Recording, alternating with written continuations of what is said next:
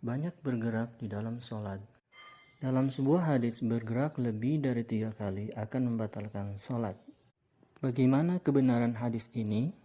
Dan bagaimana mengatasi gerakan sia-sia dalam sholat? Disunnahkan bagi seorang mukmin untuk menyongsong sholatnya dan khusyuk dalam melaksanakannya dengan sepenuh jiwa dan raganya, baik itu sholat fardu maupun sholat sunnah, berdasarkan firman Allah Subhanahu wa ta'ala, sesungguhnya beruntunglah orang-orang yang beriman, yaitu orang-orang yang khusyuk dalam sholatnya. Al-Mu'minun ayat 1 dan 2. Di samping itu, ia pun harus tumaninah, tenang dan tidak terburu-buru, yang mana hal ini termasuk rukun dan kewajiban terpenting dalam sholat berdasarkan sabda Nabi Shallallahu Alaihi Wasallam yang beliau sampaikan kepada seseorang yang buruk dalam melaksanakan sholatnya dan tidak tumanina. Beliau bersabda, kembalilah, ulangilah, dan sholatlah, karena sesungguhnya engkau belum sholat. Hal itu beliau sampaikan 3 kali. Karena orang tersebut setiap kali mengulangi sholatnya, hingga 3 kali ia masih tetap melakukannya seperti semula. Lalu orang tersebut berkata, wahai Rasulullah, demi zat yang telah mengutusmu, dengan kebenaran aku tidak dapat melakukan yang lebih baik daripada ini. Maka ajarilah aku. Maka Nabi SAW bersabda kepadanya, jika engkau hendak mendirikan sholat, sempurnakanlah wudhu, lalu berdirilah, menghadap kiblat, kemudian bertakbirlah. Lalu bacalah ayat Al-Quran yang mudah bagimu. Kemudian rukuklah sampai engkau tenang dalam posisi rukuk.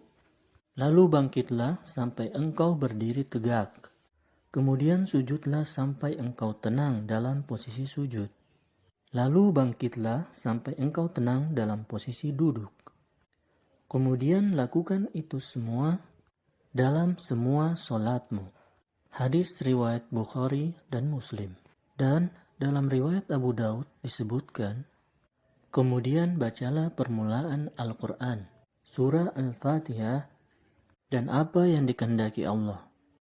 Hadis sahih ini menunjukkan bahwa tumanina merupakan salah satu rukun sholat dan merupakan kewajiban yang besar di mana sholat tidak akan sah tanpanya.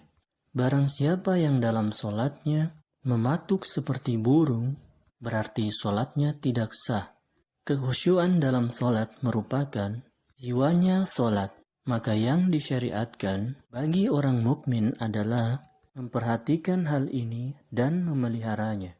Adapun tentang batasan jumlah gerakan yang menghilangkan tumanina dan kekhusyuan dengan 3 gerakan, maka hal ini bukan berdasarkan hadis dari Nabi Shallallahu Alaihi Wasallam. Akan tetapi ini merupakan pendapat sebagian ahlul ilm, jadi tidak ada dasar dalilnya. Namun demikian, dimakruhkan melakukan gerakan sia-sia di dalam sholat, seperti menggerak-gerakan hidung, jenggot, pakaian, atau sibuk dengan hal-hal tersebut. Jika gerakan sia-sia itu sering dan berturut-turut, maka itu membatalkan sholat.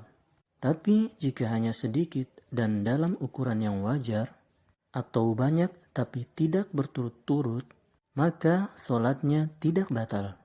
Namun demikian, disyariatkan bagi seorang mukmin untuk menjaga kekhusyuan dan meninggalkan gerakan sia-sia, baik sedikit maupun banyak. Hal ini sebagai usaha untuk mencapai kesempurnaan sholat. Di antara dalil yang menunjukkan bahwa gerakan-gerakan yang sedikit tidak membatalkan sholat, juga gerakan-gerakan yang terpisah-pisah dan tidak berkesinambungan tidak membatalkan sholat adalah sebagaimana yang bersumber dari Nabi Shallallahu Alaihi Wasallam, bahwa suatu hari beliau membukakan pintu untuk Aisyah, padahal saat itu beliau sedang sholat. Hadis riwayat Abu Daud. Diriwayatkan juga dari beliau sallallahu alaihi wasallam dalam hadis Abu Qatadah radhiyallahu an, bahwa pada suatu hari beliau sholat bersama orang-orang dengan memangku Umamah binti Zainab. Apabila beliau sujud, beliau menurunkannya, dan saat beliau berdiri, beliau memangkunya lagi. Hadis riwayat Bukhari.